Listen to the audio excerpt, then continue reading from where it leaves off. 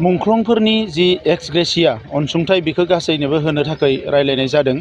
एबसुनि मुंख्लं जि 1135 बिथांमोननोबो गासै जि लिस्ट दङ बेवहाय एक्स ग्रेसिया होनायनि थाखाय आसाम गभर्नमेन्टजों थिग खालामनाय जाबाय। फेस वाइजआव होनाय जागोन।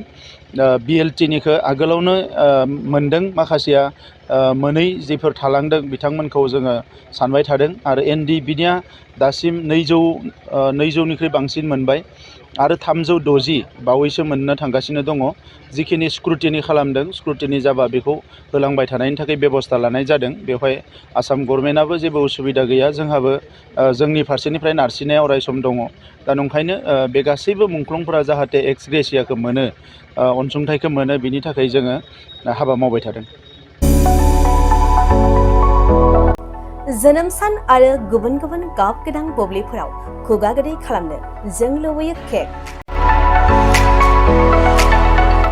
नंगौ, जोनोम सान आरो बायदि गाब गोनां बुब्लिफोराव नोंथाङाबो लुबैयो केक।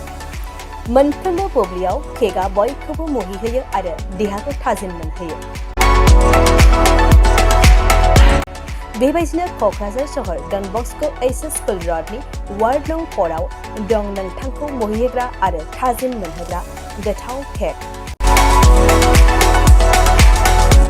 गोथार जोनोम सान फालिनाय बायदि गाब गोनां बुब्लिफोराव खुगा गोदै खालामनो नोंथाङा लांफैनो हागोन क'क्राझारनि बेकारि एन्ड कनफेक्शनारि रेस्टुरेन्टआव गोरबो सोलेर थाजिम मोनहोग्रा मेजेरनाय गोथाव केक।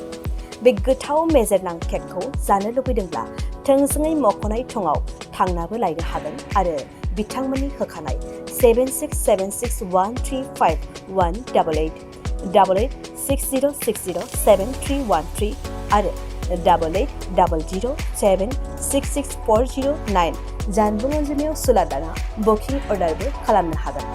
अब्ला माखौथो नेना थाखो? जोनोम सान आरो गाब गोनां बुब्लिनि थाखाय दानो अर्डार खालाम बेकारि एन्ड कनफेक्शनारि रेस्टुरेन्टआव केक।